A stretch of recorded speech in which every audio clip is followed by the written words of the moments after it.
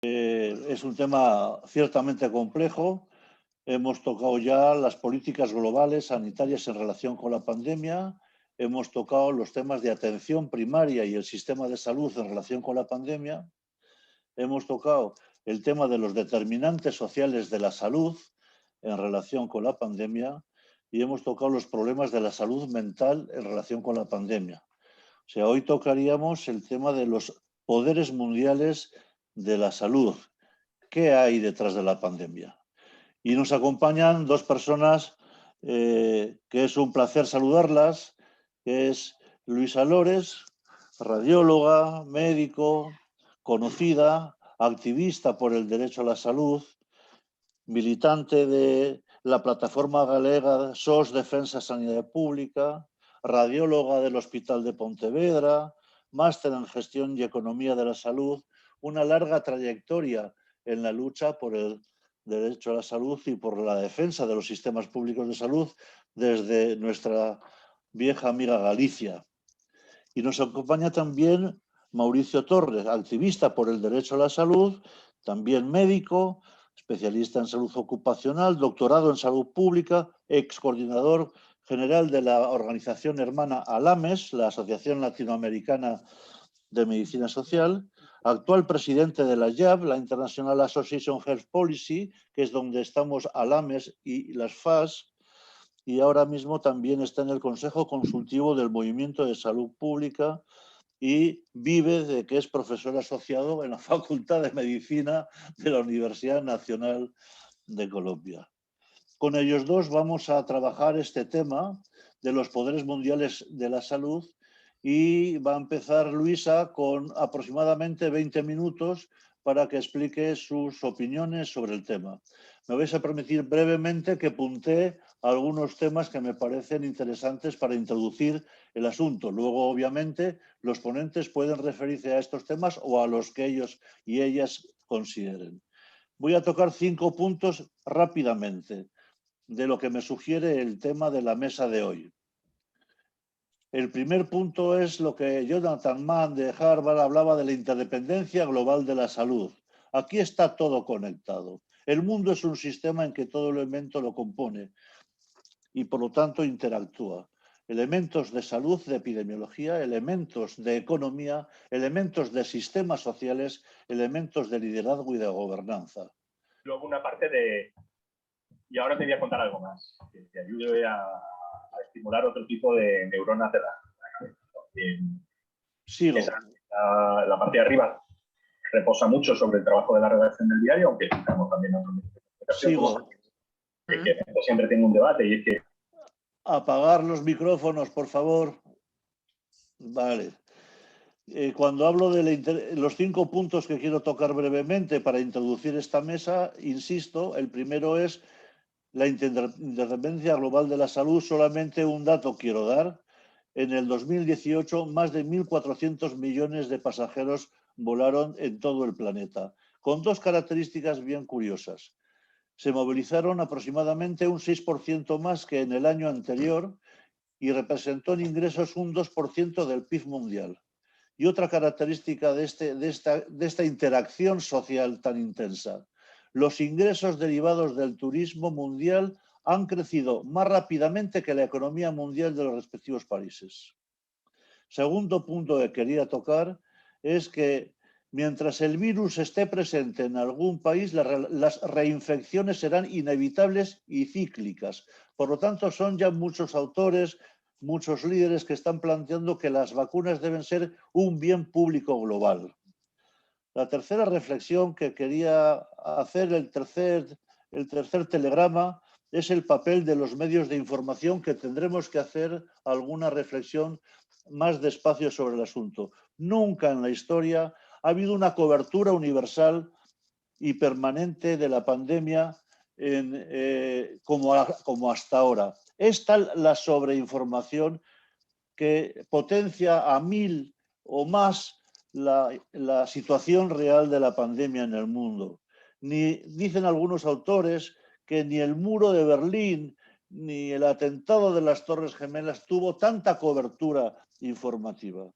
Por otra parte, nunca hemos conocido un volumen de fake news tan potente en las redes sociales y en los medios de comunicación. La sobreinformación es tan impresionante que organizar bien el relato se convierte no solamente en una lucha entre los oligopolios de la información distinto, sino que se convierte en una verdadera competencia. Luchar por el relato sobre la crisis de la pandemia. Ya la OMS llama infodemia, pandemia de las infofalsedades. La rapidez con que las fake news se han movido en las redes sociales no la hemos conocido hasta este momento. Hay mucho experto. El siguiente punto que quiero tocar es el tema de las multinacionales farmacéuticas como uno de los poderes mundiales. Realmente ni Pfizer, ni Moderna, ni Janssen se podían imaginar las ganancias millonarias que iban a tener y que van a seguir teniendo con esta pandemia. Realmente la industria en el 2021 espera producir entre 10.000 y 14.000 millones de dosis de vacunas, de las cuales 2/3 ya han sido reclamadas por los países ricos y de renta media. El COVAX, que es un programa de la Organización Mundial de la Salud que intenta redistribuir vacunas a los países pobres, a los países en vías de desarrollo, ya ha anunciado que el 3,3% de la población de los países participantes, que son 172, habrá recibido en junio del 2021 vacunas solamente, insisto, el 3,3%. El COVAX tiene dos problemas. Compite en el mercado y está mal de tiempo. Y además compite en un mercado de enormes tensiones.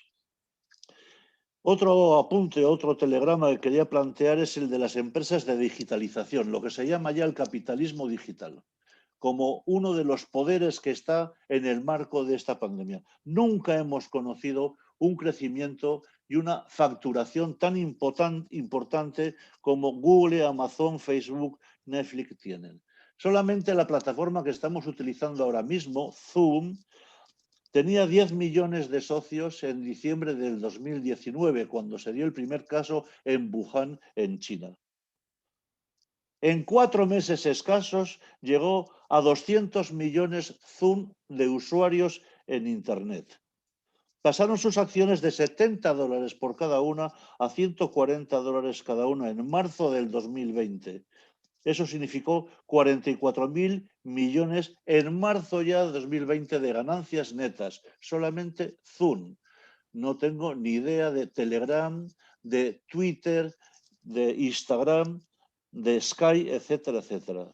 Así pues, las empresas de digitalización que están situadas en este momento en la culmen del capitalismo actual, tal como se concibe y que se habla ya de la digitalización de la vida en todos sus aspectos, es un asunto a tener en cuenta. Y por último, uno de los temas que está detrás, uno de los poderes que está detrás es la fragilidad de los sistemas multilaterales de organización, OMS, Unión Europea, etcétera, etcétera, Naciones Unidas, y los problemas y la fragilidad de la democracia en sentido con mayúsculas, de la democracia, de la gobernanza, de la transparencia, en síntesis, del liderazgo. Creemos que estos problemas de arbitraje y de liderazgo están en entredicho en este momento, tanto en la Unión Europea en su relación con las multinacionales y en relación con políticas nacionales de distintos países, como el tema de la OMS y su arbitraje, con una financiación, como todos sabéis, desigual.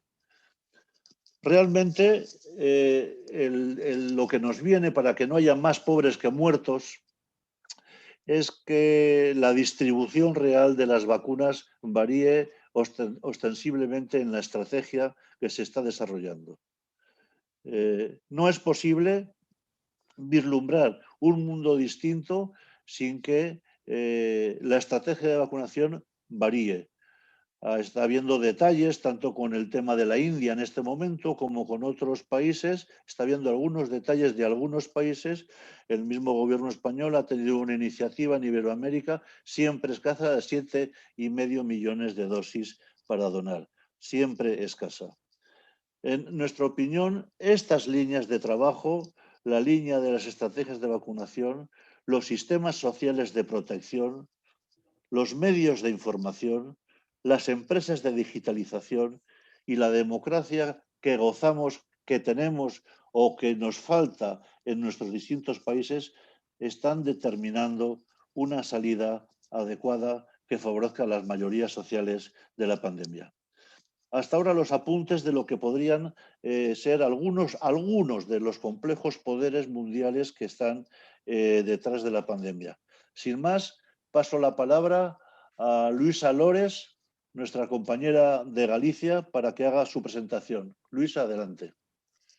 Hola, buenas tardes a todas y a todos.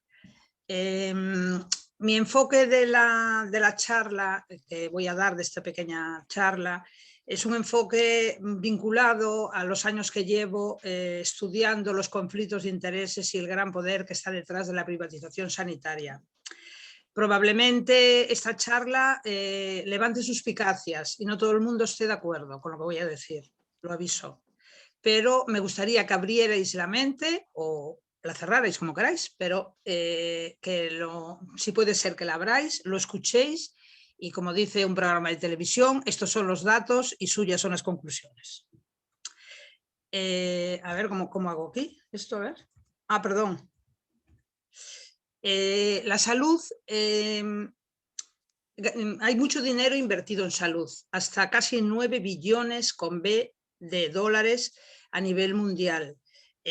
Sobrepasa el 10% del Producto Interior Bruto y es probablemente ya el segundo negocio mundial tras la construcción, que va en retroceso, muy por encima de las telecomunicaciones y de las armas. En España el gasto sanitario total, público más privado, ya sobrepasa los 100.000 millones de euros. Si la salud...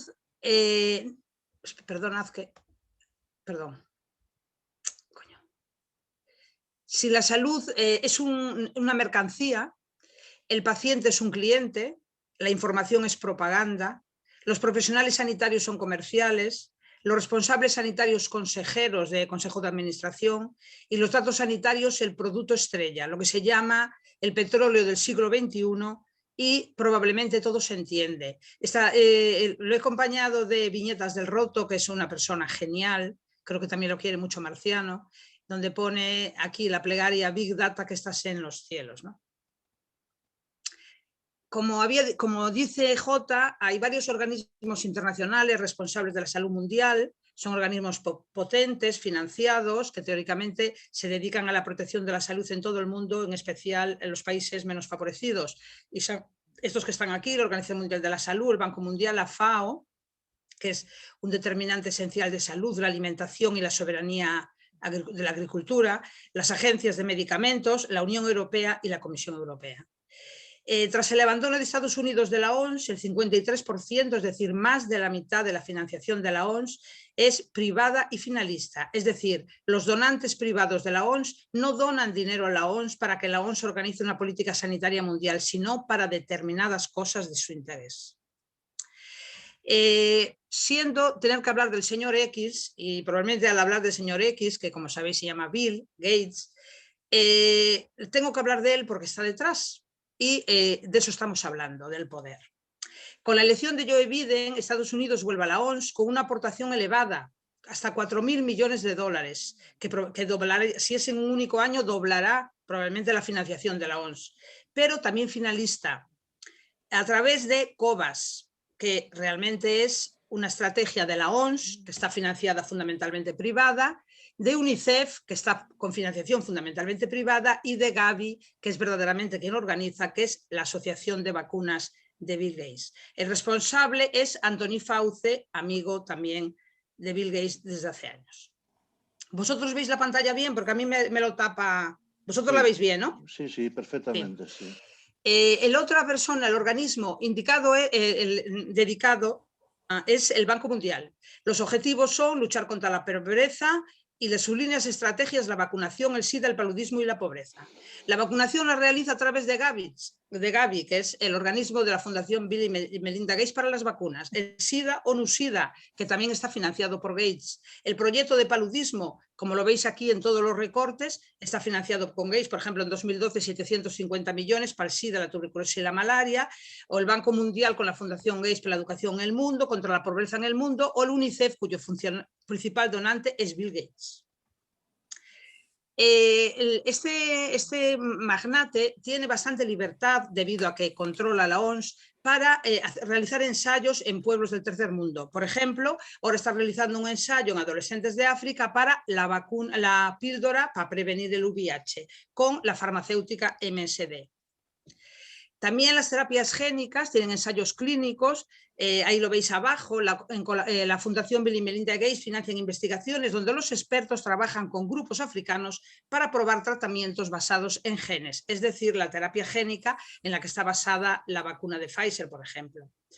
En cuanto a la FAO, que es otro de los organismos dedicados a la salud del mundo, la FAO y la Fundación Gates más Rockefeller lanzaron, como seguramente conoceréis, la Alianza para la Revolución Verde de África, que se llama AGRA, junto a Monsanto. Gates se hace con 500.000 acciones de Monsanto en ese año. Posteriormente las vende por presiones de la sociedad civil.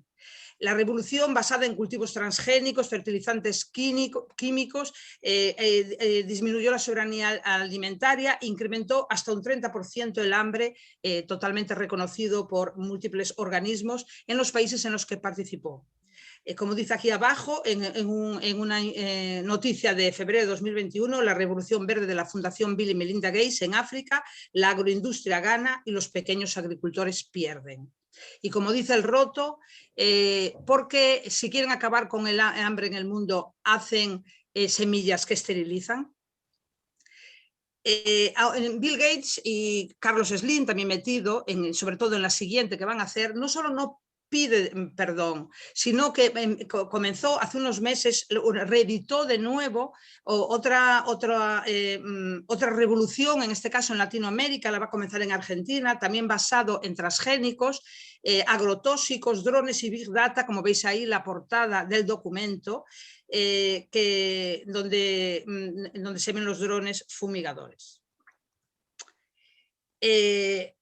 Bill Gates se considera un filántropo que realmente apoya la salud en el mundo. Sin embargo, se opuso, pues ayer mismo lo declaró, claramente un no rotundo a la liberación de las patentes, ya que no es lo que está frenando las vacunas, la propiedad intelectual, dice Gates, sino que él mismo se encargará de que en 4 meses todos los países que no tienen vacunas se vacunen a través de su COVAX y Gavi, para vacunar, como si una persona que ni siquiera es médico, ni siquiera es profesional sanitario, pudiera meterse en países pobres a vacunar, a vacunar o a no vacunar, o a lo que decida él mismo.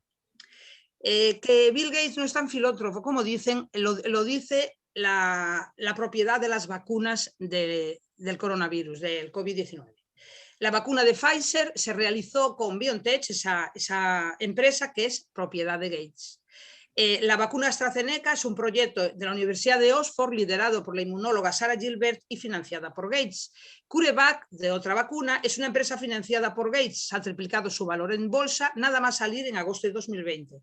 Y como pone ahí, la Fundación Gates está vinculada a otras vacunas, por ejemplo, la Novavax. Las empresas además están liberadas de responsabilidad, ya que COVAX incluye un compromiso anticipado de mercado, estableciendo un fondo llamado de compensación para las empresas sin culpa, de forma que si las empresas, alguna persona se muere, queda malherida o cualquier otro problema, se hacen cargo y las farmacéuticas no tienen nada que pagar. Otra de las personas, de los ricachones de la lista Forbes, muy interesados en la sanidad, probablemente después de la crisis de 2008 se ha metido debido a que el ladrillo iba mal y la crisis financiera, es el llamado filántropo también mexicano Carlos Slim, que como lo veis ahí, dice que financia la vacuna COVID en América Latina. Bill Gates y Carlos Slim unieron sus fortunas para erradicar la polio en 6 años en el mundo. O sea, es uno de sus proyectos estrella, curiosamente, que tendrán que ver ellos con la polio. El problema de Carlos Slim, no os pongáis nerviosos, que no falta tanto, es que Carlos Slim está metido en la sanidad española y sobre todo en la sanidad catalana. Slim y Mutua Madrileña son grandes accionistas de CaixaBank. CaixaBank con el Hospital Clínic tienen un consejo, una organización que se llama IS Global de Barcelona, que es la rama española de IS Global de, como veis ahí, de Bill y Melinda Gates. Y es un instituto privado de investigación biomédica que está vinculado a Gates y vinculado al Carlos Slim y muy interesado en los trasplantes. Por eso quizás la Fundación Mutua Madrileña metió a Rafael Matesán como presidente de su comité científico, el otrora tan prestigioso organizador, o sea, y potente, el que llevó a cabo los trasplantes en España. El otro de los ricachones detrás de estos es Warren Buffett, que posee acciones en Glaxo, Sanofi, Johnson y un seguro de salud, General Electric, en muchas empresas vinculadas a la salud. En el año 2006, Warren Buffett decide vincular el 85% de su fortuna a la Fundación Bill y Melinda Gates, de forma que todo el dinero de Buffett representa el 43% de la Fundación Gates. Es el seguro de salud de Warren Buffett, que realmente gestiona Gates, es el que contrató el Servicio de Salud de Murcia, de Navarra y de Castilla-La Mancha para la responsabilidad civil de los profesionales, de forma que si un médico comete alguna imprudencia con la que está cayendo, ya se encargan ellos, su seguro de salud. La Unión Europea es otro de los organismos fundamentales, sobre todo para nosotros, los europeos, que está detrás de la salud. La Unión Europea es muy contradictoria. Por un lado, reconoce que un mejor acceso a la atención médica no es suficiente, que es necesario abordar desigualdades sociales como la alimentación, el tabaquismo, los tóxicos ambientales, ya que considera además que el rendimiento de estas medidas es de 1 a 14. Es decir, por una medida de dinero se revierte en 14. Sin embargo, la Unión Europea solo gasta el 3% en gasto sanitario público y el 75% en fármacos y en asistencia sanitaria. No existen iniciativas de la Unión Europea para el derecho a la vivienda, a pesar de que el 17% vive hacinado y mucha gente que se tuvo que confinar con esta pandemia vivía hacinado y sin ventanas. Y el 25-34 años, los europeos de 25-34 años son un porcentaje alto, 28%, viven con sus padres. Además, la Unión Europea lanzó un producto paneuropeo de ahorro individual gestionado por BlackRock, porque BlackRock, lo mismo que la Unión Europea, están interesadas en la privatización de las pensiones. La Unión Europea afirma que los acuerdos de propiedad intelectual conllevan precios excesivos y no deben impedir que los Estados miembros tomen medidas para proteger la salud. Sin embargo, se declaró en febrero pasado, hace 2 meses, contrario a la liberalización de las patentes de las vacunas. La Unión Europea financia con EFPIA. EFPIA es el lobby más importante de la industria farmacéutica europea. Al 50%, el 50% lo pone la industria, el 50% lo pone la Comisión Europea para fabricar innovaciones farmacológicas que solamente comercializa la industria. Además, la Unión Europea fue el que permitió la fusión de Bayer y Monsanto con la intervención de BlackRock, que es accionista del grupo resultante, favoreciendo la destrucción masiva de la salud y el medio ambiente, según las verdes del Parlamento Europeo. La EMA es una de las agencias del medicamento contra la FDA. Todo el mundo sabe lo pringada que está la EMA, no es ningún secreto. Aquí veis a Emer Cook, que es su presidenta, rodeado de sus amigos. La EMA está financiada por la industria farmacéutica, que es los mismos a los que debe controlar. Emer Cook, que es su directora, fue nombrada en plena pandemia, rescatada para llevar la pandemia, y a pesar de que proviene del lobby EFPIA de la industria farmacéutica en los años 90 y que el mismo año que dejó la EFPIA fue captada por la Comisión Europea para dirigir su unidad de productos farmacéuticos, de allí fue la OMS y de ahí volvió la EMA, que hoy se rescató. La colaboración Cochrane es una agencia evaluadora que todos conocéis de fármacos y tecnologías sanitarias que ha gozado de gran prestigio por su independencia y la calidad de sus revisiones. Nació en Oxford, para impulsar la investigación de calidad y la integración de la ciencia en la medicina, en lo que se llamó medicina basada en evidencia. En 2016, Cochrane acepta una subvención finalista de 1,15 millones de euros de la Fundación Bill y Melinda Gates para la promoción de la vacuna del virus del papiloma humano en todo el mundo. Peter Gotch, crítico en esta vacuna, fue expulsado de la Cochrane 2 años después en un golpe muy duro para la libertad de investigación y conocimiento biomédico. Hoy por hoy, los revisores de la Cochrane presentan al menos la mitad conflictos de intereses. Los medios de comunicación, hablaba Jota, los medios de comunicación han jugado un papel importantísimo en esta pandemia. Bueno, lo juegan siempre en las elecciones, en las guerras, en la pandemia, en la gripe española. Aquí en este momento transmitieron los datos en tiempo real, interpretados según sus propios intereses, que parecen coincidir más bien poco con los de la población, dado que el grupo Prisa está en manos del fondo de inversión Amber Capital y Media Group, con sedes en paraísos fiscales, Islas Caimán, Seychelles, del jeque catarí de Prisa, de Carlos Slim de nuevo, y del fondo en noviembre de 2020, en plena pandemia, los fondos BlackRock y CVC, que todos lo conocéis porque fue el actor de la privatización de los hospitales madrileños y la venta al Quirón, compraron el 50% de la deuda de Prisa y disponen de veto en el grupo. A3Media, Antena 3, La Sexta y La Razón, está fuertemente vinculada a la aseguradora ASA. Los que vemos La Sexta vemos que están todo el día con ello. Y en su consejo de administración están dos grandes profesionales de la privatización en España. Mariano Barbaciz, que privatizó esencialmente la investigación y el CENIO, y el Josep Brugada del Instituto Cardiovascular del Hospital Clínic, que cuando hablan, que habla mucho últimamente, es difícil saber si es información o propaganda. Y el nudo gordiano, el BlackRock, vinculado a Microsoft, del Gates, otra vez, gestiona, BlackRock es el fondo quizá más importante del mundo, gestiona 6 billones de dólares, acordaros que lo que se gastaba en salud en el mundo eran 8 billones, 5 veces el PIB de España, es accionista de Pfizer y de los grupos Prisa, A3Media y Mediaset, y de las 35 sociedades del IBEX 35 y el creador del Banco Malo, como sabéis, de las casas, de las viviendas, que luego se le quitaron a la gente. Asesora administraciones públicas en maniobras privatizadoras, también a España. Gestiona fondos soberanos, fondos de pensiones y los datos de las empresas y de las administraciones públicas de muchos países, junto a Microsoft. Acaban de crear, BlackRock y Microsoft, una plataforma llamada Generación para gestionar el desempleo generado por la COVID en 14 países, que supongo que será una especie de empresa de contrato temporal, a través de los datos que tanto controla. El objetivo es especular para incrementar sus beneficios, jugando en bolsa con el agua, la energía, el empleo y la salud de los ciudadanos. En España, las agencias de los que controlan más la investigación y la pandemia, además del Instituto IS Global de Cataluña, que ya vimos, de Barcelona, es la Agencia de Medicamentos. Únicamente hay 2 profesionales sanitarios en su consejo de rector y ambos están vinculados a la industria, porque como dijo la EMS en el año 2018 en unas declaraciones públicas, existe mucha dificultad en encontrar expertos que no hayan participado en los ensayos realizados por las empresas comercializadoras, asumiendo los conflictos de interés como forma de una agencia tan importante para nosotros y para la seguridad de los pacientes, que da verdaderamente vergüenza.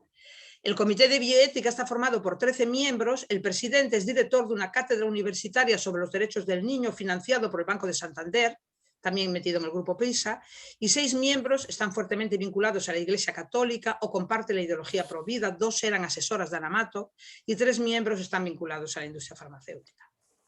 Debido a toda esta infiltración, la seguridad de los pacientes está en riesgo.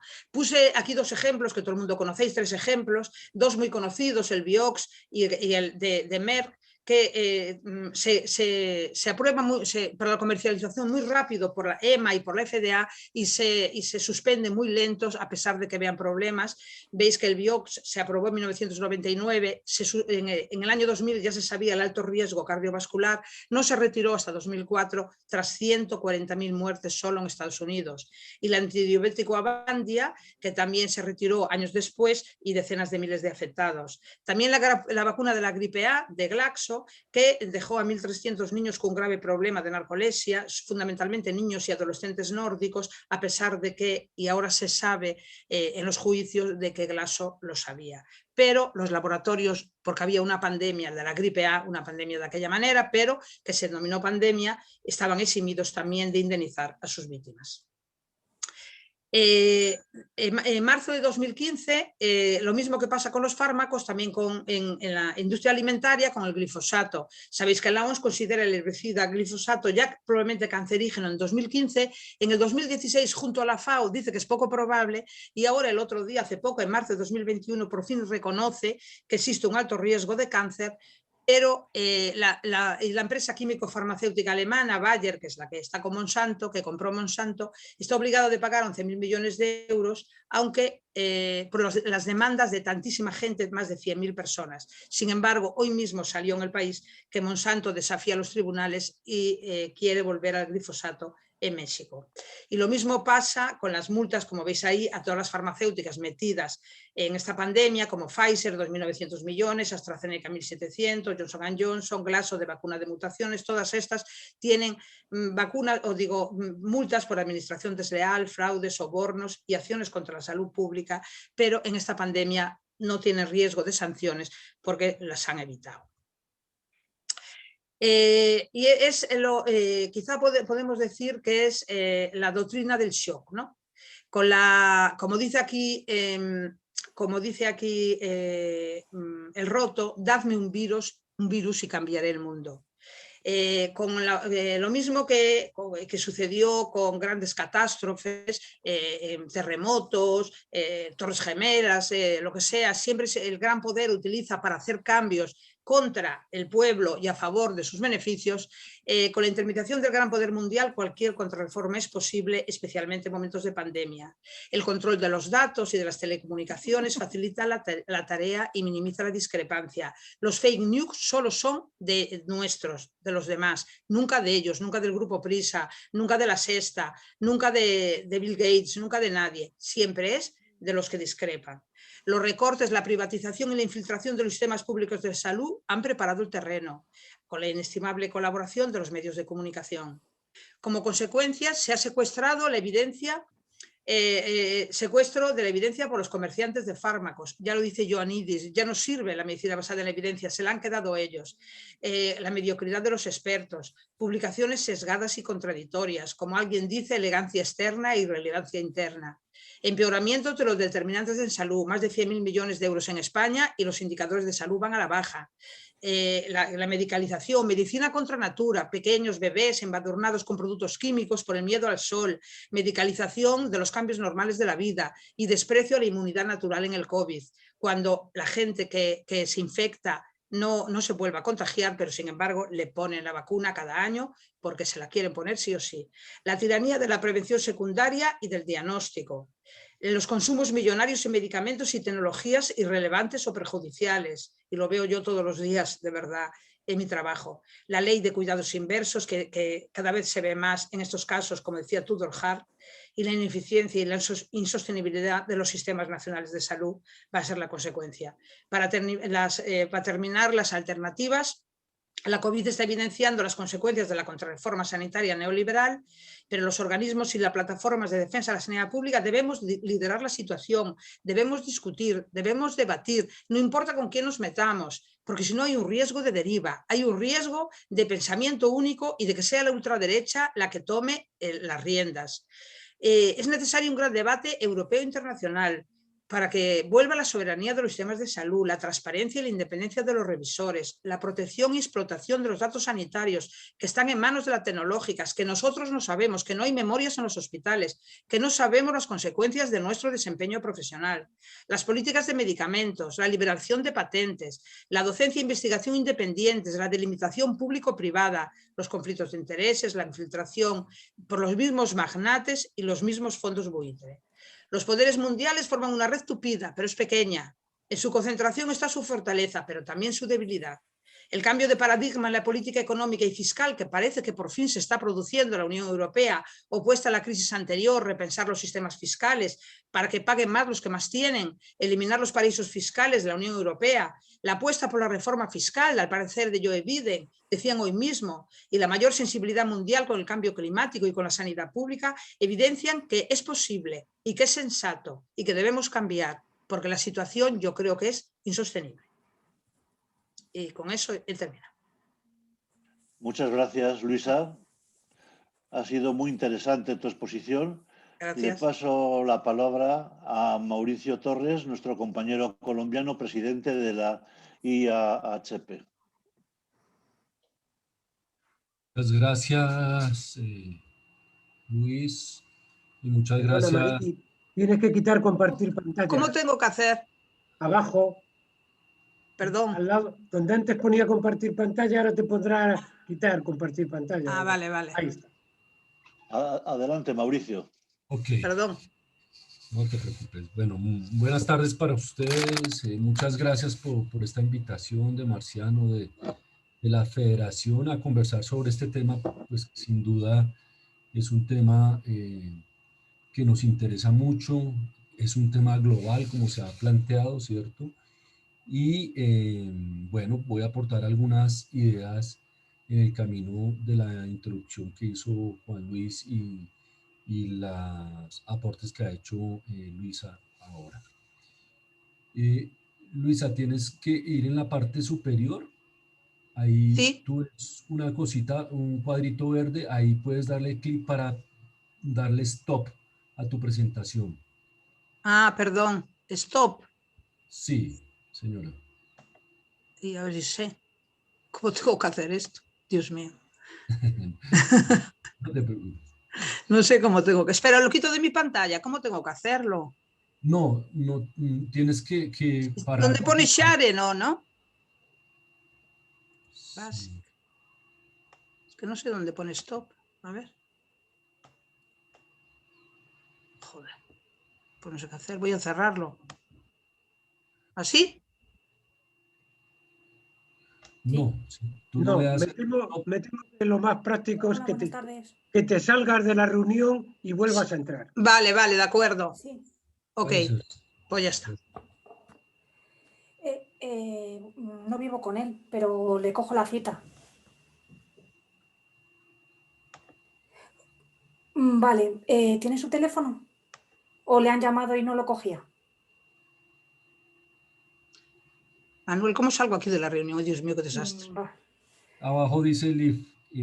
Abajo, ¿A él? a la derecha. Es que no vivo con él. Ahí te dice salir. ¿Está? ¿Está así? Pues ahora mismo, si quiere. ¿Quién está hablando? Emma, cierra el micrófono, por favor. Juan Luis, ¿quién administra el Zoom? Porque el administrador también puede... Marciano. Sí, Marciano. Puedes tomar el comando y detener los micrófonos. Eso es. Vale, dígame el teléfono, por favor. Ya está. Adelante, sí. Mauricio. Listo, muy bien. Va bien.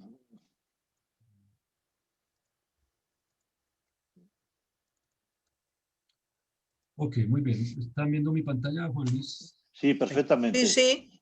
Ok, muy bien. Listo, entonces, digamos, como decía, en el mismo camino de aportar a esta discusión, entonces, digamos, la primera pregunta que yo me hago, incluso les comento que hice como una conversación con algunos compañeros de Alames y de IAP de la región para esta conversación, porque varios compañeros y compañeras en la región trabajan este tema. Entonces, les hice una consulta y estuvimos conversando un poco sobre el tema que es de nuestro total interés. Realmente, frente a este tema, la pregunta que surge de inmediato es ¿quiénes son hoy los poderes mundiales que orientan las decisiones realmente en salud, ¿cierto? Creo que para poder hablar de esos poderes mundiales, pues necesariamente hay que hacerse esta pregunta.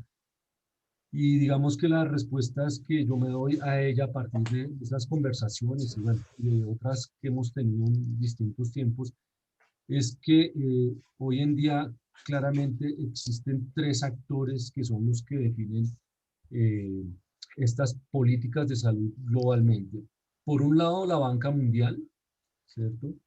Representada principalmente en el Banco Mundial, en el Fondo Monetario Internacional y para la región de las Américas en el Banco Interamericano de Desarrollo.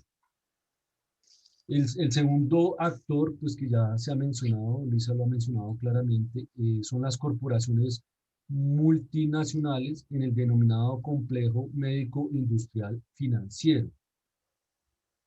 Y un tercer actor, sin duda, también potente, como también lo ha dicho Luisa, son las fundaciones privadas filantrópicas. Y Vente para aquí, aquí. de otro lado, aparece interrogados como poderes mundiales o como actores mundiales. Por un lado, la Organización Mundial de la Salud, pero en contraste con la Organización Mundial del Comercio. Y por otro lado, pues aparecen los estados como actores relevantes en este campo de las decisiones de salud. Bien, en relación a la banca internacional, lo primero que nosotros tendríamos que decir es que en la región han jugado un papel nodal porque son las que han orientado en las últimas décadas las reformas y las políticas públicas en el campo, en múltiples campos, ¿cierto? Que llevaron a las denominadas reformas estructurales en los años 70 y que han tenido un fuerte impacto sobre la vida de las poblaciones. Eso se da a partir del Consenso de Washington, que es impuesto por la banca multilateral para poder mantener los créditos a un conjunto de estados y, digamos, le impone estas fórmulas políticas que básicamente van en estas tres direcciones que aparecen ahí. El tema de la liberalización económica, de la apertura económica, el tema de la reducción del Estado y el tema de la expansión de las fuerzas de mercado dentro de las economías internas. Eso, digamos, para nosotros ha tenido sin duda un efecto muy fuerte en la vida de nuestros pueblos en las últimas décadas, que pues ha llevado a diversas repercusiones. Bien, parte de esas reformas estructurales que coparon varios campos incidieron fuertemente en el campo de la seguridad social y la salud. Y desde allí, desde esas reformas, básicamente se impuso los procesos de aseguramiento a los componentes de seguridad social. Es decir, se introdujeron las fórmulas de aseguramiento privado en los procesos de pensión, salud y riesgos laborales, que han tenido efectos muy fuertes sobre nosotros, ¿no? Entonces, hoy hay un dominio muy fuerte de los fondos privados de pensiones con una eliminación de los fondos públicos, como en el caso, por ejemplo, de Chile, o en la fórmula mixta presente aquí en Colombia, pero donde cada vez más la presión es para eliminar el fondo público de pensiones, que mantiene una fórmula que en el país llamamos de prima media escalonada, que es una prima donde efectivamente existe la solidaridad intergeneracional, donde los dineros de los trabajadores y trabajadoras jóvenes son los que, puestos en ese fondo, pagan las pensiones de los trabajadores ya retirados. Los fondos privados de pensiones pues tienen una fórmula, simplemente una cuenta de ahorros individual que no tiene ningún tipo de solidaridad. En salud se incorporaron las aseguradoras privadas que desplazaron y eliminaron la institucionalidad pública en salud. En el caso de Colombia fue absolutamente eliminado el Instituto de Seguros Sociales, y ese campo también lo han copado en los riesgos laborales, que es un tema del cual no se habla mucho, donde realmente circula enormes cantidades de dinero y han sido captados por estas aseguradoras especializadas en estos riesgos de carácter privado.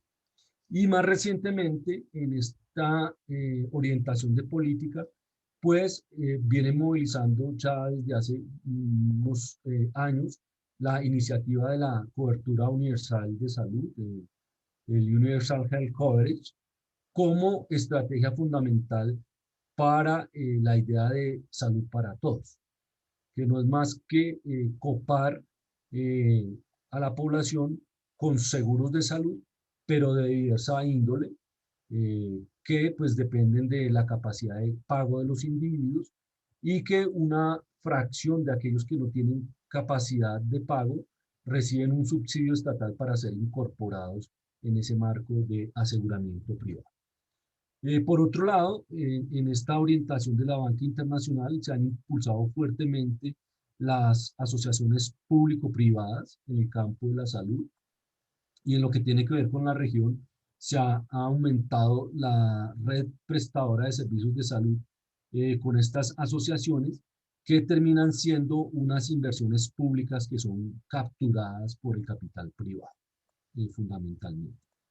Y el tercer elemento que es clave en estas orientaciones y que juega un papel fundamental en estos poderes mundiales, como Luisa lo venía diciendo, es el tema de los derechos de propiedad intelectual. En lo que tiene que ver con la región, estas orientaciones de la banca internacional en el campo de la seguridad social y la salud tienen ejemplos muy claros en los años 70 con las reformas impulsadas en Chile bajo el régimen de Pinochet, en Colombia a comienzos de los años 90, reforma que ha sido permanentemente mostrada como un gran éxito para seguir, una reforma a seguir, y posteriormente Perú y la República Dominicana han seguido este tipo de reformas, ¿cierto?, que son las que hoy respalda más la banca internacional. Estas políticas sin duda han tenido unos efectos muy importantes para nosotros, donde sin duda ha habido una privatización de los servicios de salud. Es decir, hoy la lógica que prima y que domina las políticas públicas en salud para nosotros tiene esta racionalidad de mercado, esta racionalización privatizadora, que lo que tiene detrás es el que la gente debe demostrar capacidad de pago para acceder a los servicios de salud. Si no demuestro capacidad de pago, simplemente no recibo los servicios de salud. ¿Cómo la demuestro? Porque tengo un aseguramiento o porque tengo capacidad de bolsillo para pagarla directamente.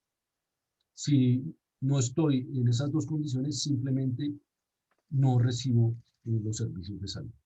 De hecho, aquí en Colombia eso ha tenido expresiones muy graves que han llevado a la muerte de muchas personas y se ha apodado eso con la denominación del paseo de la muerte. El paseo de la muerte es que una persona en estado crítico acude a un servicio de urgencias y al no demostrar capacidad de pago, al no estar asegurado, al no poder su paquete de aseguramiento cubrir lo que demanda su patología, es trasladado de una a otra institución hasta que finalmente la persona fallece, y por eso se acuñó ese término del paseo de la muerte. Hay una lógica administrativa de costo-beneficio que se impone y que genera barreras de acceso, como estas que les menciono, y además contiene las acciones en las medidas de intervención desde el enfoque médico. Es decir, hay una subordinación de la autonomía médica, donde esa racionalidad administrativa es la que impone qué puede pedir, qué puede dar el médico o la médica, y son parámetros muy restrictos de los cuales no se puede salir esta práctica médica, que está completamente subordinada a esta lógica administrativa. Y a su vez hay una explotación intensificada indirecta de la fuerza de trabajo del sector de salud, lo que nosotros llamamos en la región una proletarización del personal médico y del conjunto del personal de salud, en donde se tiene que contratar a una aseguradora o a una institución prestadora de servicios de salud y opera con la misma pues, racionalidad del obrero frente a un empresario. y por lo tanto, por eso hablamos de la proletarización de la fuerza de trabajo en el sector salud.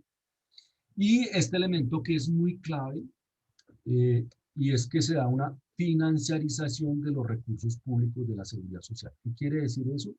Que todo el sistema de aseguramiento atraviesa la banca privada, los dineros públicos de la seguridad social van al sector financiero, eso es la financiarización, y de él se lucra el sector financiero a partir de la especulación. Es decir, los dineros que colocamos para la pensión, los trabajadores y las trabajadoras, los recursos de aporte a la salud, los recursos de aporte a la prima de riesgos laborales, todos van al sector financiero y el sector financiero se lucra de ellos, generando un proceso que en la región se ha denominado financiarización.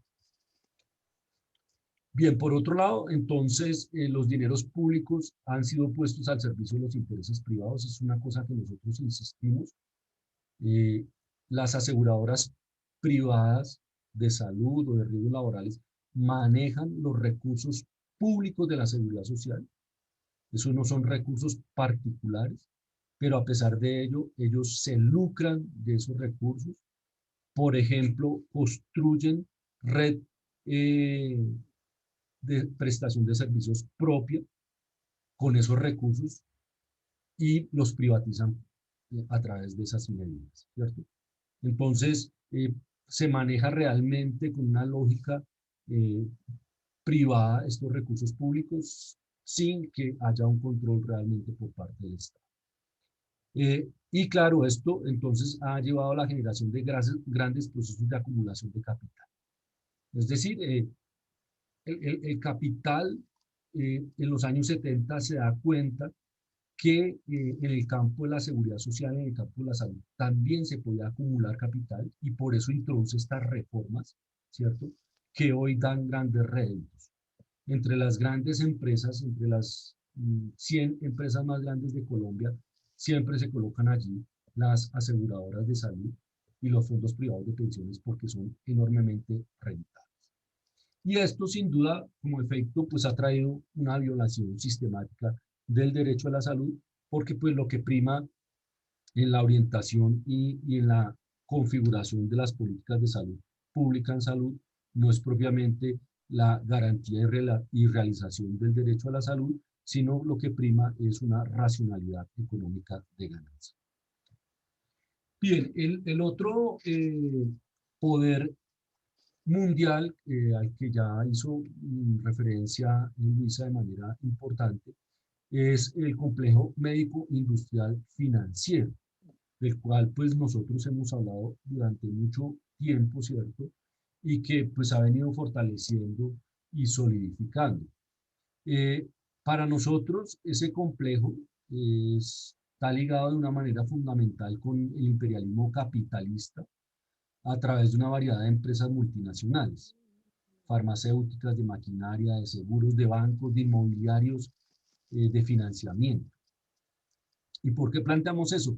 Porque realmente ese complejo lo que ha avanzado es en un proceso de monopolización de toda la cadena productiva del sector, que implica los componentes de aseguramiento, prestación de servicios, insumos médicos y tecnológicos, e incluye lo inmobiliario de las instituciones donde se prestan los servicios de salud.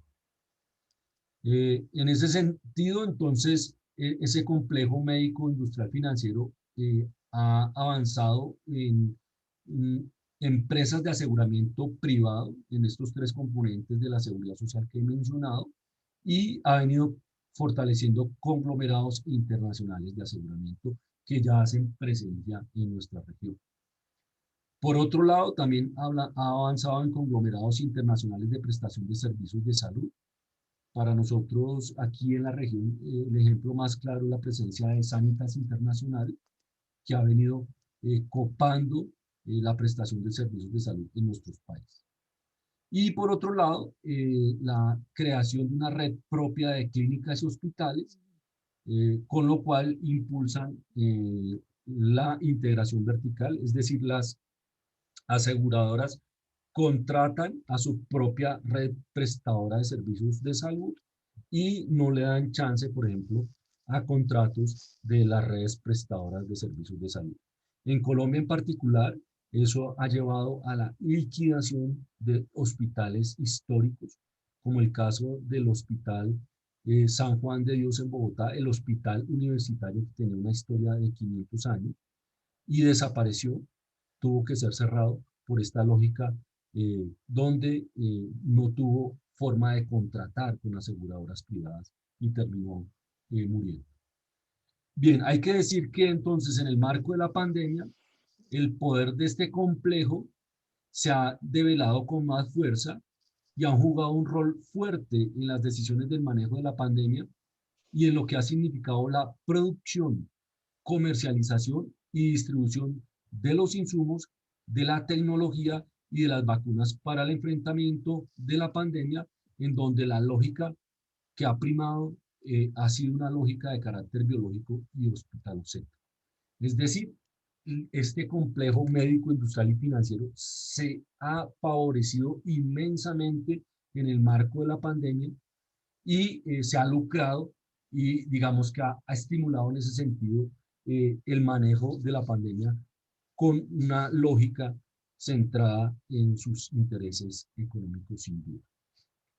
Bien, el otro aspecto que queremos resaltar que es muy importante en este complejo es la articulación a las normas de copyright y de propiedad industrial que han establecido las condiciones para impulsar la privatización del conocimiento por medio del concepto de derechos de propiedad intelectual.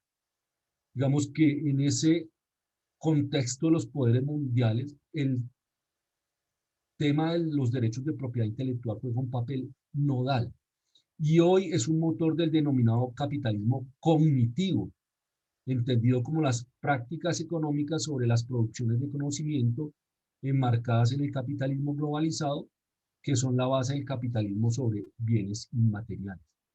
Entonces, ese es un aspecto que queremos resaltar, que hay que develar más y que hay que ver cómo enfrentamos, porque ese capitalismo cognitivo hoy copa los escenarios de la educación superior y también copa los escenarios de la salud. Ahí hay un ejemplo, entonces, claramente, de la producción y comercialización de las vacunas para COVID-19 que se ha parapetado en estos derechos de propiedad intelectual, con una cosa que resulta totalmente llamativa. Los estados han inyectado dineros públicos para los procesos de investigación y desarrollo a las compañías farmacéuticas para la producción de vacunas, que es el caso de la Comisión Europea y de los Estados Unidos, que inyectaron sumas muy grandes a estas compañías farmacéuticas para la producción de la vacuna y que hoy esas farmacéuticas entonces la comercializan a unos precios indicados por ellas y en las condiciones que ellas indican y no ceden al clamor global de que se eliminen los derechos de propiedad intelectual sobre la vacuna. Entonces, fíjense el rol de los estados, ¿cierto? Que sigue siendo el de inyectar recursos públicos para que fortalezca lo privado y las ganancias de lo privado y que claramente en este aspecto de la producción de vacunas para COVID-19 se ha observado en este periodo. Bien, quiero llamar un poco la atención sobre la experiencia en Colombia de este complejo, porque tiene unos matices particulares incluso en la región. Por un lado, como le he dicho, pues ese complejo ha incidido fuertemente en la orientación de las políticas públicas de seguridad social y salud, pero como particular en el contexto colombiano, este complejo se ha ligado a procesos mafiosos por dos vías. Por un lado, por ese complejo hay una circulación de los dineros del narcotráfico, ¿cierto? Que son puestos en operación y que sirven para la realización de procesos de salud en el país, como por ejemplo la construcción de infraestructura. Y por otro lado, todo ese avance de la privatización de la seguridad social y de la salud en Colombia ha estado ligado y apoyado por estructuras paramilitares. Hace un tiempo se hizo un mapa donde en Colombia se colocaban los hospitales que habían sido reestructurados y privatizados, y encima se colocaba el mapa de los dirigentes sindicales del sector salud asesinados, amenazados, desplazados, y hay una enorme coincidencia con ello. Las estructuras paramilitares en Colombia han jugado un papel clave para el avance de los procesos de privatización de la seguridad social y la salud. Bien, por otro lado está este componente de las fundaciones privadas filantrópicas a la que hizo ya referencia Luisa. Es claro que juegan un papel muy clave, que tienen un enorme poder, que su capacidad de incidencia es enorme y que en instancias como la Organización Mundial de la Salud, donde son el mayor financiador, pues les da un poder inmenso para orientar las decisiones. Estas fundaciones además han impulsado ampliamente estas iniciativas público-privadas, ¿cierto? Que, como les mencionaba, es una de las estrategias y orientaciones de la banca internacional para avanzar en los procesos de privatización en el campo de la salud. Y pues hay otras fundaciones, en el caso de América Latina está la de Carlos Slim, que también mencionó Luisa, que es muy poderosa y que también ha incursionado en los temas de salud. Y en Colombia está la Fundación Luis Carlos Sarmiento, que hoy en Colombia quiere copar el tema de la atención al cáncer, y están precisamente en un proyecto de ley que han presentado en el Parlamento, encabezado por el ministro de Salud. Quieren liquidar el Instituto Público de Manejo del Cáncer, el Instituto Nacional de Cáncer, para darle cabida al instituto privado que Luis Carlos Sarmiento ha diseñado en materia de cáncer. Bien. En relación con este aspecto de la OMS y la OMC, que también ya se han mencionado varias cosas, sabemos que la OMS fue desplazada hace varias décadas, ha quedado subordinada tanto a la banca multilateral como a las fundaciones privadas y al complejo médico, industrial, financiero, ¿cierto? Hoy es una entidad muy débil, sin capacidad realmente de regular los destinos de la salud globalmente. En el caso, por ejemplo, de la región de OPS, es todavía más desdibujado, y esta institución, como muchas instituciones de Naciones Unidas, se han convertido en agencias laborales, en agencias de empleo, pero sin una real capacidad de incidencia en la orientación de las políticas. Por su parte, la Organización Mundial del Comercio ha ganado enorme espacio, ¿cierto? Y desde allí se tiene una gran capacidad de orientar el curso de las políticas de salud y de seguridad social. Y en ese escenario, pues hay una defensa muy grande a los derechos de propiedad intelectual, a pesar del reconocimiento de declaraciones como la de Doha, que como ustedes bien saben, allí pues se estableció esta orientación que permite a cualquier Estado en materia de crisis de salud pública poder tomar un producto y elaborarlo sin que tener que reconocer los derechos de propiedad intelectual, que es un poco pues, lo que estamos demandando hoy frente a la vacuna. Por otro lado, eso lo mencionó Juan Luis en su introducción, estos dos mecanismos establecidos por la OMS para un manejo solidario de la pandemia han fracasado claramente. El COVAX y el Fondo de Acceso a la Tecnología por COVID-19 no han dado resultados, ¿cierto? Y se han impuesto claramente los argumentos de derechos de propiedad intelectual en estas decisiones. En relación al otro actor, pues que me interrogo si puede considerarse un poder en las orientaciones de las políticas de salud, pues la respuesta claramente es que no. Hoy estamos en el marco de unos estados debilitados, limitados precisamente por las reformas estructurales impulsadas por la banca internacional. Esos estados hoy se encuentran al servicio de los conglomerados privados del complejo médico industrial financiero. Tienen una pérdida total del ejercicio de la rectoría sanitaria. Realmente la autoridad sanitaria que hoy ejercen los estados es muy débil. Eso es muy particular en nuestra región. Hay una desestructuración de los desarrollos públicos de la salud pública. estas reformas estructurales dejaron la salud pública en manos del Estado, pero es un Estado frágil que ha desestructurado sus instituciones de salud pública y por lo tanto los desarrollos y los enfrentamientos de los problemas de salud pública hoy son muy débiles. Y lo público es útil para derivarle los aspectos que son rentables al complejo con el argumento económico de las externalidades, ¿cierto? Es decir, bajo esa idea de las externalidades, lo colectivo que no produce ganancias se lo dejan al Estado y lo individual que es rentable es dejado al complejo para el acúmulo de capital. Bien, ya para cerrar la intervención, entonces creo que vale la pena preguntarnos, pues frente a esta situación tan compleja, donde hay unos poderes mundiales tan fuertes, ¿cierto?, que realmente son difíciles de enfrentar, es cuáles son las alternativas, cómo podemos generar contrapoderes y contrahegemonía, porque, digamos, no bastaría con reconocer la presencia de esos poderes mundiales, sino que también tenemos que preguntarnos cómo podemos enfrentarlos, ¿cierto? Y cómo podemos construir contrapoderes y cómo podemos construir contrahegemonía. Y pues yo aquí simplemente delimito estas ideas. Por un lado, creo que es necesario superar la medicalización de la vida.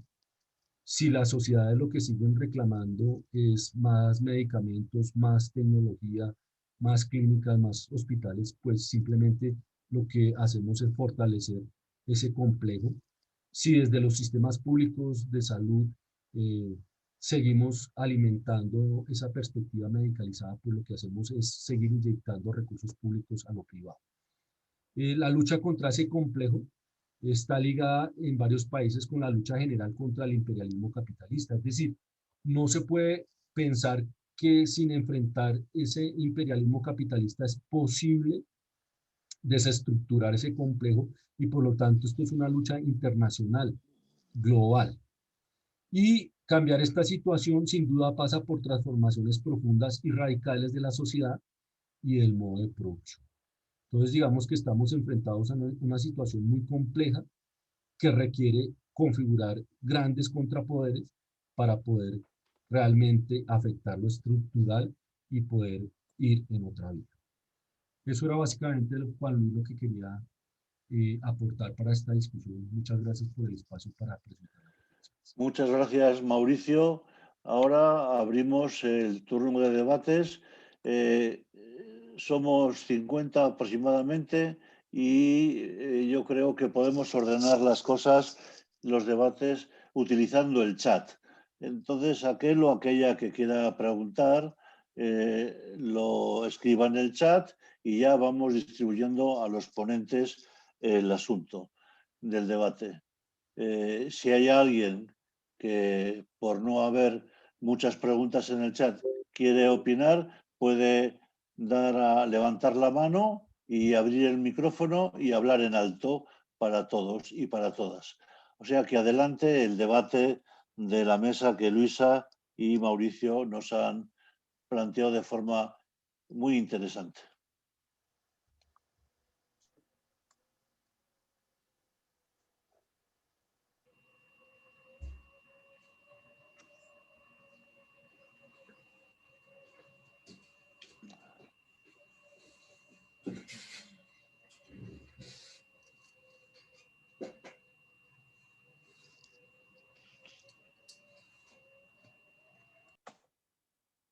El tema es muy amplio, ¿verdad?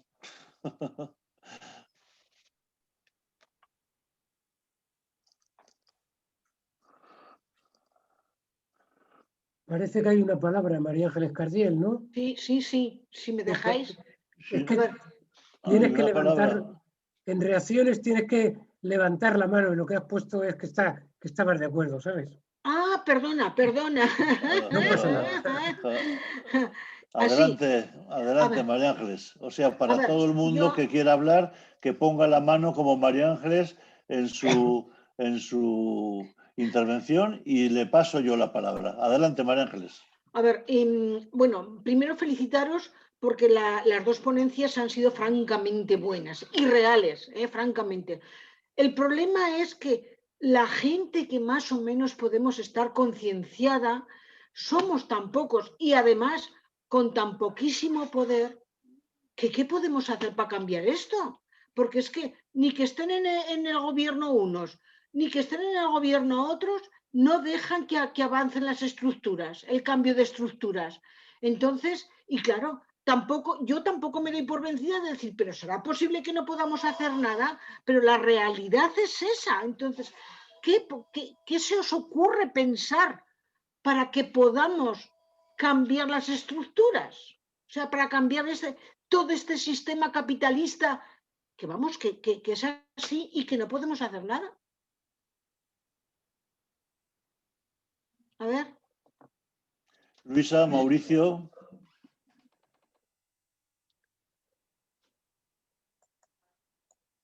Adelante, tenéis la palabra. Luisa, Mauricio. Yo simplemente era para que dejo a Mauricio que le responda, que creo que le respondió muy bien. Solo quería, antes de que se vaya Mauricio, felicitarlo y ver que desde puntos tan distantes estamos de acuerdo en el diagnóstico. Espero que también podamos hacer algo con el tratamiento. Pero que, Mauricio, ¿quieres tú responderle a María Ángeles? Pues, a ver, María Ángeles, yo creo que es una pregunta como yo misma me la hago, pues que no tiene respuesta sencilla, ¿cierto? No tiene respuesta sencilla porque la pregunta que yo me hago es, o lo que planteo es que frente a esos poderes hay que generar unos contrapoderes, ¿cierto? Que tengan igualdad de recursos de poder para enfrentarlos, ¿cierto? Porque los poderes finalmente se configuran a partir de que tienen recursos de poder que les permiten incidir en la toma de decisiones, ¿cierto? Un gran recurso de poder pues es lo económico, otro gran recurso de poder como se mencionó también al comienzo de este conversatorio es el tema de la información y ahí pues están presentes los medios de comunicación, ¿cierto? Entonces la pregunta es ¿cómo nosotros podemos generarnos a recursos de poder para poder enfrentar los recursos de poder de quienes hoy desarrollan esos poderes mundiales a favor de unos intereses más particulares? Y pues sin duda un asunto es lo mismo que tú dices, ¿no? La necesidad de que estemos ilustrados frente a eso, de que tengamos capacidad de comprender que existen estos actores con este poder y que son los que finalmente toman las decisiones. Que nos demos cuenta que finalmente no son los estados u organizaciones como la OMS los que hoy están definiendo el curso de las dinámicas de salud de los pueblos, sino que son estas corporaciones que actúan para favorecerse particularmente. Eso sin duda es clavísimo, ¿cierto? Y discutirlo y analizarlo con la sociedad. Por ejemplo, el punto en que estamos hoy con las vacunas, que ha sido muy complejo, ¿no? Claro, desde el campo de la salud pública nosotros sabemos que las vacunas juegan un rol muy importante, que sin duda una vacuna acá para el control de esta epidemia es fundamental, pero digamos, no emergen, por ejemplo, en las discusiones cuánto es el dinero que los estados están invirtiendo en la compra de vacunas. ¿Cuánto de esas inversiones tendrán que hacerse sostenidamente? Porque como estaba diciendo Luisa, ¿cuántas veces vamos a tenernos que vacunar? Porque eso no está claro. Hoy no sabemos cuál es el periodo de inmunidad que las vacunas están generando. Muy seguramente vamos a ir hacia una tendencia como con las vacunas de influenza, donde habrá que estarse vacunando cada año. ¿Cuánto implica eso en términos de la inversión pública y cuánto de eso lucra a este complejo médico, industrial, farmacéutico y financiero? Eso sería clave discutirlo, ¿cierto? Y a partir de ahí sostener claramente la idea de la necesidad de que los países configuren industrias propias que puedan desarrollar procesos tecnológicos propios, la idea de que hay que enfrentar estos derechos de propiedad intelectual que nos someten a los pueblos, ¿cierto? Y nos marginan de los desarrollos de la ciencia y la tecnología. Entonces, digamos que un aspecto central para generar ese contrapoder, sin duda, es hacer fluir esta información, este conocimiento para que la gente lo apropie y entienda mejor los procesos. Por otro lado, sin duda, necesitamos fortalecer los procesos organizativos, que son también fuente de recursos de poder, pero ahí pues los retos son muy grandes. La posibilidad de avanzar en un movimiento internacional de salud, ¿cierto?, que ponga como centro la salud como un derecho humano, como un bien común, pues está al orden del día. Tenemos expresiones como la IA, que pues realmente es muy limitada, es débil, o el movimiento de salud de los pueblos, como experiencias de procesos de organización internacional, ¿cierto?, que han sido importantes, pero que tendrían que fortalecerse muchísimo más para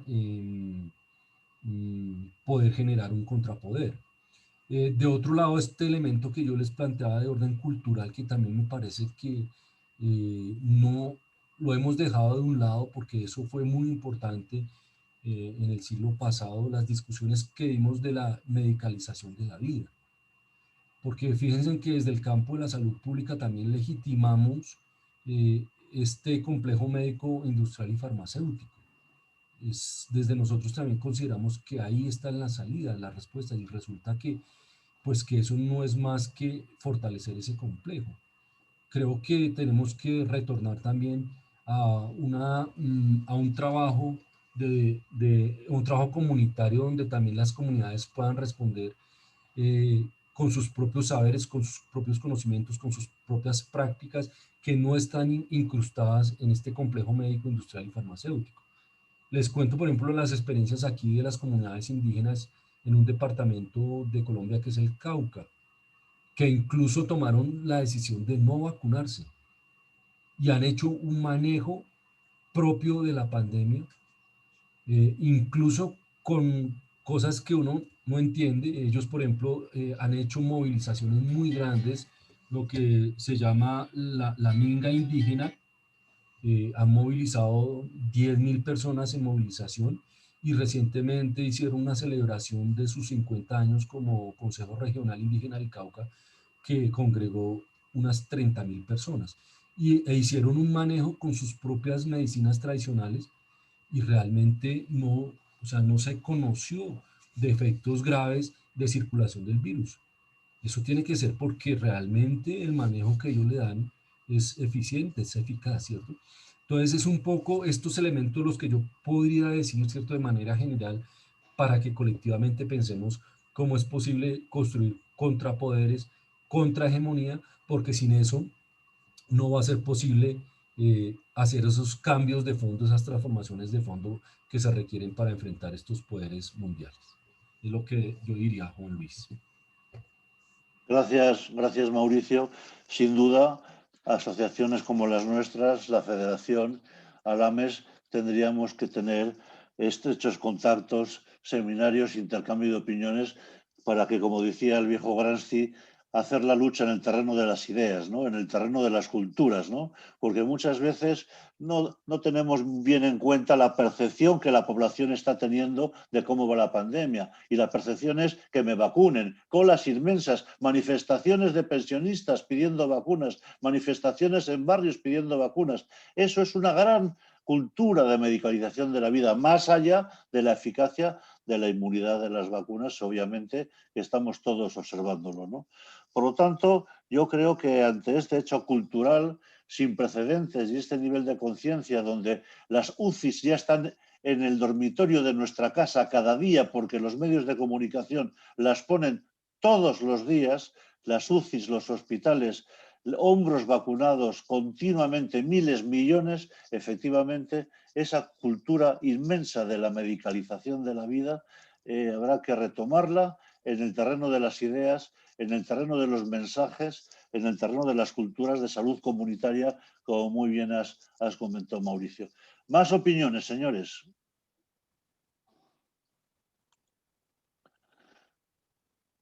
Pregunta para Mauricio. Hay dos palabras pedidas, ¿eh? Sí, sí, yo voy leyendo el chat y voy dando palabras poco a poco. No, la mano levantada.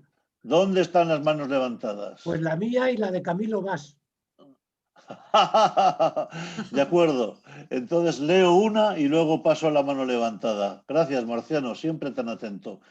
Ricardo plantea desde Cádiz una pregunta para Mauricio. ¿Crees que sería imprescindible que los estados dispusieran de una banca pública para evitar que los fondos de la seguridad social terminaran en manos privadas?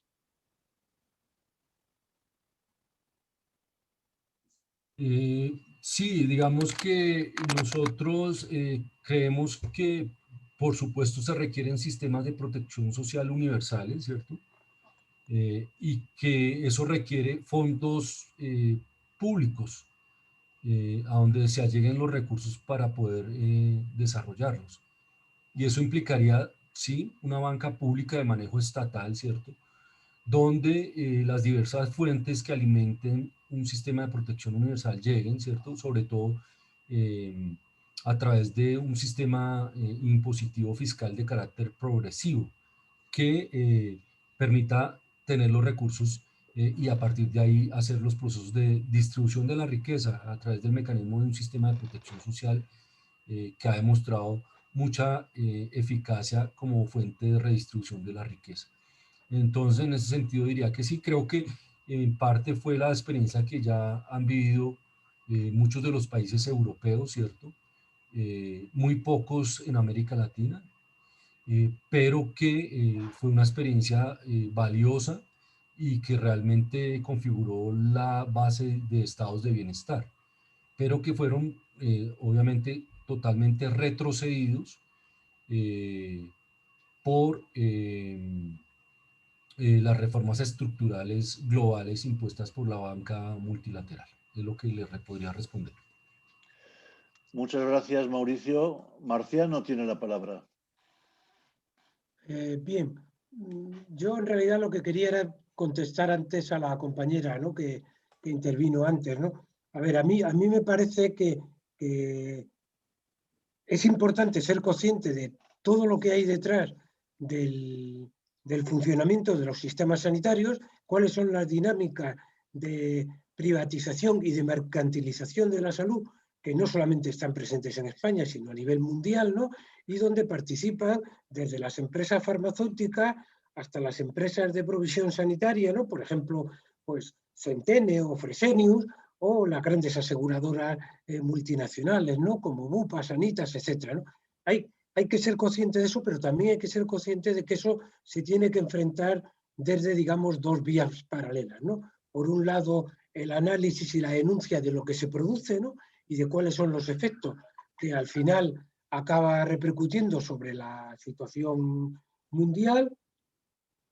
Y la segunda dinámica es la contestación en los casos concretos, ¿no?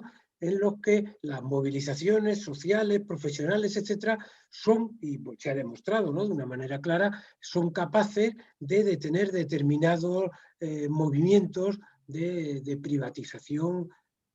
Y aquí, pues bueno, pues es muy importante la movilización social y profesional y también los poderes políticos, ¿no? Yo siempre pongo un ejemplo claro cuando el gobierno de la Comunidad Valenciana decidió recuperar el hospital de Alcira, ¿no? Que como sabéis es un hospital de una multinacional, ¿no? Que es Centene, de Estados Unidos.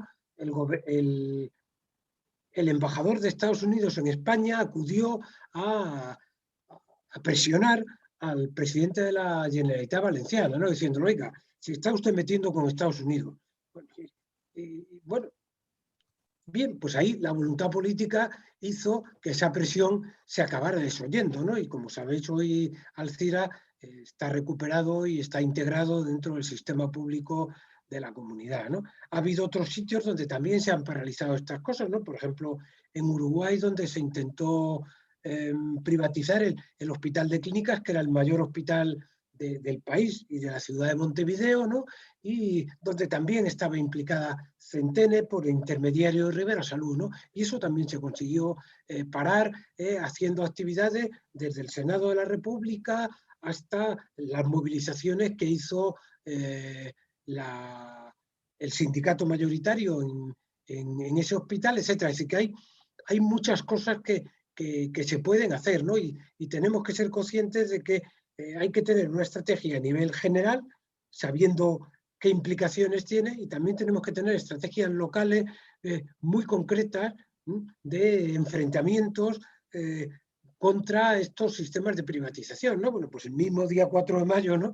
Pues está claro que en la Comunidad de Madrid, en las elecciones, se van a dilucidar muchas cosas que tienen que ver con esto, ¿no? Y que evidentemente si gana la ultraderecha, pues el poder de las multinacionales para deteriorar y privatizar la sanidad madrileña, pues va a ser mucho más notorio, ¿no? O sea que yo creo que tenemos que saber jugar todas estas cuestiones y además tener capacidad, como creo que ha dicho antes Mauricio, ¿no? De hacer alianzas tanto dentro de los propios países como a nivel internacional para poder enfrentarnos a ello, ¿no? Y como también ha señalado Juan Luis Uría, pues eso estamos intentando desde hace mucho tiempo, ¿no? Hacer desde la Federación, ¿no? Que somos conscientes de que la lucha por la sanidad pública es una lucha que se da en cada centro concreto, que se da en cada localidad concreta, en cada comunidad autónoma, en cada país, en la Unión Europea y en el mundo, ¿no? Y hay que saber enfrentar en la medida de nuestras posibilidades todas esas batallas, ¿no? Sabiendo que además están siempre interconectadas.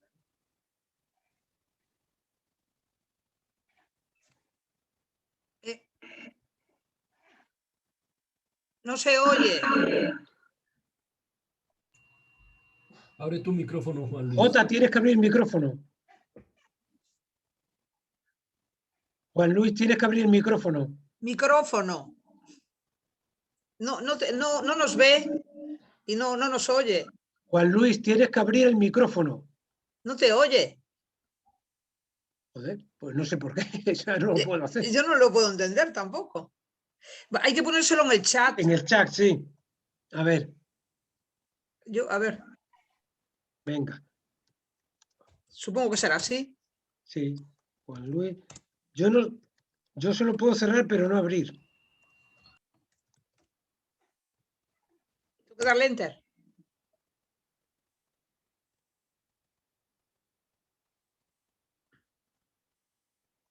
Dios mío. ¿Pero qué pasa? No lo sé. Juan Luis, tienes el micrófono cerrado. Yo creo que él ya se dio cuenta. Ahora tengo abierto. Ahora tengo abierto. Sí, muchas gracias por la comprensión y la solidaridad. Tiene la palabra el compañero Camilo Vaz. Gracias. Hola, hola. Buenas tardes, ¿se escucha? Sí. Perfectamente, Camilo. Muchas gracias. Disculpen no tener la cámara, pero estoy en Chile, soy chileno, y la banda no está muy buena. Quería comentar un par de cosas, además de agradecer todas las ponencias y el diálogo. Darles una buena noticia a propósito de lo que comentaba el compañero de Colombia. Chile, una de las cunas del neoliberalismo, estamos de a poco derrotando la privatización, por lo menos en este momento, de las pensiones, y ya le hemos mascado un 30% a los fondos de capitalización individual. Entonces, si bien con esperanza de cambiar incluso la Constitución y tener un seguro nacional de salud como el que tuvimos en algún momento en nuestro país, el capitalismo tiene muchas caretas y crece por todos lados. También aquí hay una arremetida de querer concesionar hospitales, por ejemplo, además de todo, y por otro lado nosotros estamos tratando de democratizar un poco más.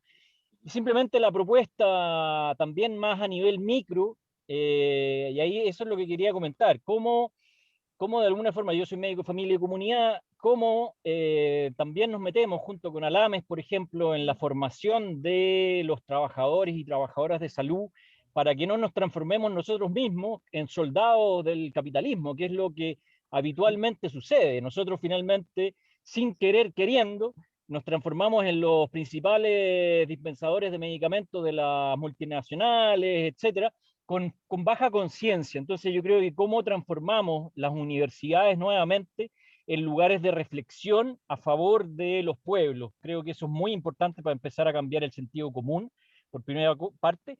Segundo, cómo democratizamos también a nivel local, y en ese sentido nosotros acá en todos los centros de salud tenemos organizaciones de usuarios y usuarias, comités de desarrollo local se llaman, donde también participan los trabajadores, pero por el momento es muy poco democrático, no hay toma de decisiones, no es vinculante. Yo creo que tenemos que avanzar, a mi gusto sería en un gobierno, entre comillas, gobierno local, donde la comunidad tenga poder de decisión, donde los trabajadores y trabajadoras tengamos poder de decisión, y también la administración, pero que sea un poder tripartito al final, o sea, democratizar de base. Yo creo que por ahí podría ser de cómo le damos la lucha un poco a este capitalismo que se va renovando y renovando y nos deja muchas veces con un paso para adelante y dos para atrás. Eso, muchas gracias por todo. Muchas gracias. Gracias. Soy yo el moderador. Gracias, Camilo. Muy interesante tu propuesta y la experiencia de Chile que conocemos en parte.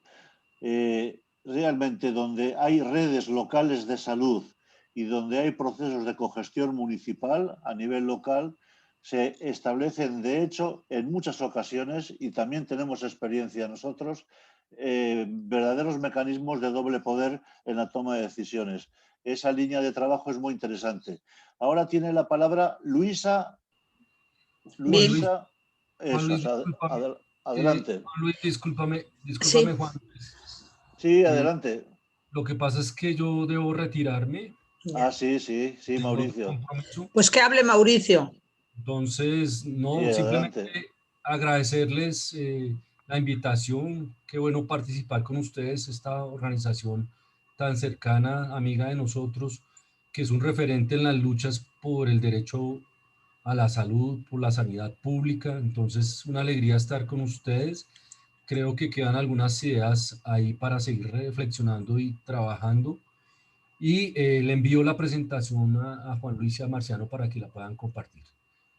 Muchas gracias, un abrazo y para ustedes buena noche. Un abrazo, Mauricio. Muchas gracias, un verdadero placer. Esto no puede ser más que el inicio de una gran amistad, Mauricio. Bueno. Ya ha dicho Marciano en las redes que todas las presentaciones, tanto de Luisa como de Mauricio Torres, así como sus discursos, están grabados por la Federación y llegarán a todos los inscritos por correo, ¿de acuerdo? O sea que tranquilidad, tendremos elementos para seguir discutiendo. Mauricio, un abrazo. Luisa, adelante. Abrazo, que estén bien. Un abrazo. Abrazo, Luisa. Con respecto a lo que pregunta todo el mundo, ¿no? ¿Qué hacer? Entonces, vamos a ver, en este momento hay más de 100.000 millones de... 100.000 millones, sí, creo que no me equivoco, de euros en sanidad en España. El problema ya no son los recortes. 140.000 millones. Pues mira, pero no para sanidad, 140.000, alucina. Entonces el problema ya no es que no haya dinero para la sanidad. El problema es que tenemos que quizá derivar la lucha hacia eso, hacia la medicalización, por ejemplo. Es decir, más para primaria, más para salud pública, menos para medicamentos, a la formación de la gente, a la discusión, ¿no? En este momento, después de la crisis, nosotros, claro, nos centramos en los recortes, pero ellos ¿qué han hecho? Ellos han infiltrado de tal manera el sistema que ya no tenemos a qué agarrarnos para... Entonces, debemos de cambiar la mente, cambiar la forma de lucha, cambiar el paradigma de lucha, que no sé qué puede ser. Marciano, todos nosotras, todos estamos preocupados, porque... en el tema de la pandemia no hubo discusión, no hay epidemiología, no se discute ni la mínima, las contradicciones más flagrantes, las indicaciones más raras, todos los problemas que se nos plantean a todos, no hemos podido discutirlos, porque enseguida cortaban la situación. ¿Por qué? Porque no tenemos los datos sanitarios, no podemos contrarrestar. Entonces yo creo que hay una serie de cosas como recuperar los datos, recuperar la gestión, recuperar la dedicación exclusiva, esas luchas que siempre nos señalaron, los conflictos de intereses, todas esas luchas que siempre nos señalaron de defensa de la sanidad pública, quizá deban volver por encima de los recortes, porque ahora no es que no haya dinero, es que se emplea mal. Y como decía muy bien Mauricio, y como decía también Camilo, ya más dinero no supone, a lo mejor nos convierte en soldados de ellos. Queremos tratamiento para todos, como decían los de la hepatitis, sin tener en cuenta lo que valía el tratamiento. Queremos vacunas para todos, pero tenemos que ver lo que valen las vacunas, cuál es el coste-beneficio, qué es el coste de oportunidad. Entonces, que no nos hagan entrar en su misma forma de ver las cosas y sentémonos a discutir y a debatir. Y a informarnos e informar a la gente, quizá ya volver al activismo dentro de la población y con los pacientes. No sé. ¿Más palabras?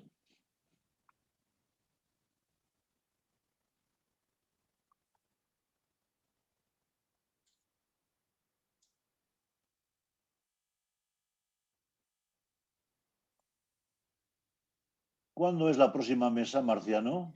La próxima mesa es el día 5 de mayo y la siguiente el día 6.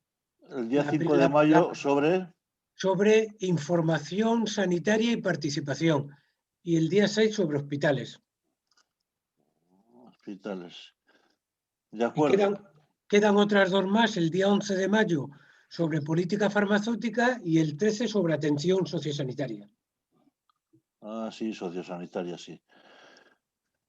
De acuerdo, pues si no hay más palabras, yo quiero agradecer especialmente a Luisa y a Mauricio el esfuerzo de una ponencia ordenada y bien presentada, a Marciano esta labor de logística que nunca nadie te agradecerá, y a todos los presentes, tanto compañeros y compañeras de la Federación como gente que no está en la organización, un abrazo y gracias por estar ahí. Venga, adelante. Y a ti, Jota. Hasta luego. Adiós, buenas noches a todos. Buenas noches. Buenas noches.